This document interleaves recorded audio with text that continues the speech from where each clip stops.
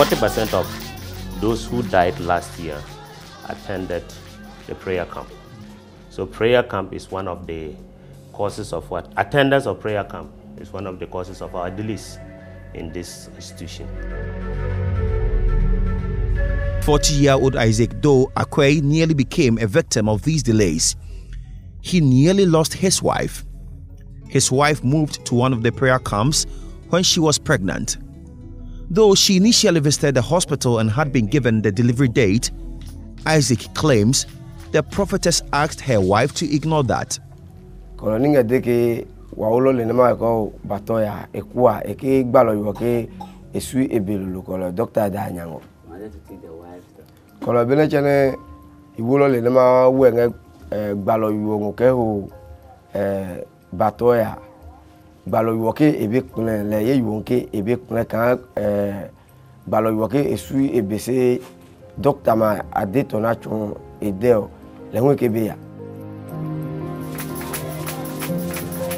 It struck Isaac to rush to the prayer camp one day to check on his wife.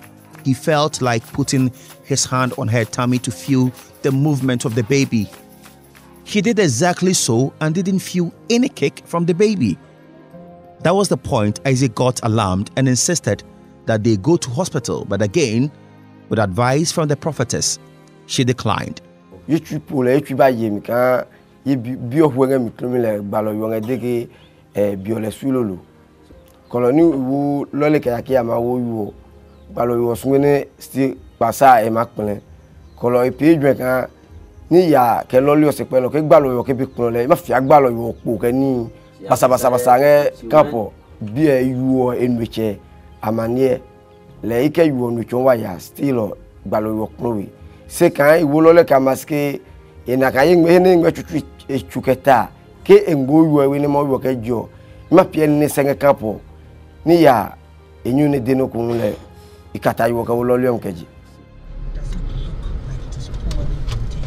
They drove on this pothole-riddled road for about an hour to the Bator Catholic Hospital. When she was examined, the big unexpected announcement came. The baby has been dead in her womb for days. Doctors had to do an urgent surgery to remove it. Isaac says he broke down in tears and had to find money immediately to pay for the surgery to save his wife. Emmanuel Akwe is Isaac's brother. He says out of anger and pain, they did the unthinkable. You will see that the baby was rotten. The skin is peeling off. So it appears that the baby died some days before we arrived at the hospital. I thought maybe they decided to kill the child.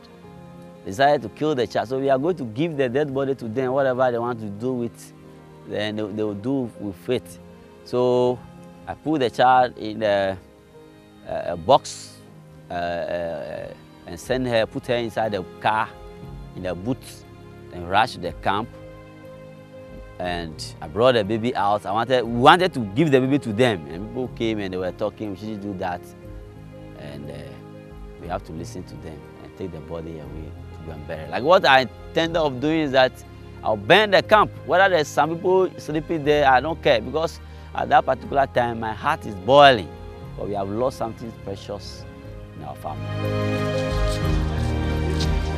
It's a few minutes after 10 a.m. and we have come to the Bator Catholic Hospital located in the North Tongue district of the Volta region. Here in this hospital, when pregnant women in those prayer camps we visited in the Segei area of the Greater Accra region are in critical condition, they are rushed to this facility because it is the closest. Some lose their babies. At times, both mother and baby die. Most often, they go home without their babies because they delay in coming here. Director General of the Ghana Health Service, Dr. Anthony Nsiasari, is aware of the activities of these prayer camps and he has in fact seen how they operate. He believes there are so many things health officials in these communities can do to change their narrative. It's a belief and a trust in the people at the prayer camp. So I told the community health nurses and then the public health nurses there that go there. If they will not come to you, go there. Go and sit down and strike an acquaintance and also relationship with the leader. Because I always say that all these prayer camp, when the leader or the prophet, whoever is there, when the wife is pregnant, you won't deliver the wife in the prayer camp. But it's all education. So we have to break through this and go there, if possible, go and run antenatal clinics there, and then let them see what a proper antenatal clinics are.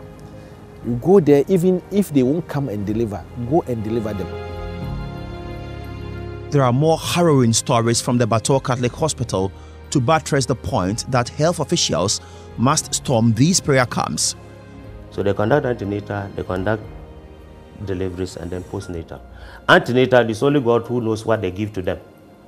So it means that these mothers are deprived of all the drugs that they are supposed to take for their babies to grow. They are deprived of what the drug that they give to them to prevent malaria. They are deprived of a scan to even know how many fetuses that this person is carrying. They are deprived of so many things. And then when labor starts, these women are delivered. There was an instance, I think just somewhere in June, that somebody went to a prayer camp. This mother was carrying a hydrocephalus. The baby's head was very big. So there was no way this prayer camp, TBA, there was no way she could deliver such a person in the prayer camp. So labor started. She examined and then realized that the feet were coming.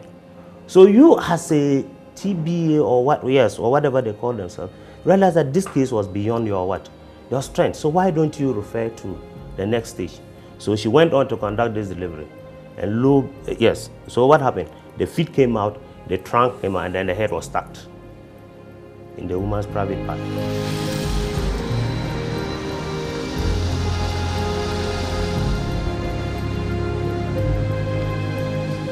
Still, in the Volta region, some 5 years ago, the whole municipal hospital was a no-go zone for pregnant women.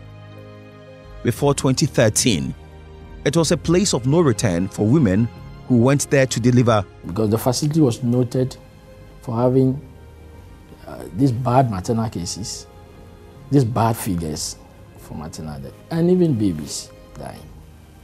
So, of course, if you are a mother and you have to come and deliver a place like this with this bad reputation, of course you won't come. Previously, this facility used to record very high maternal deaths. Like? A year you could record 14, you could record 19, and so forth and so on.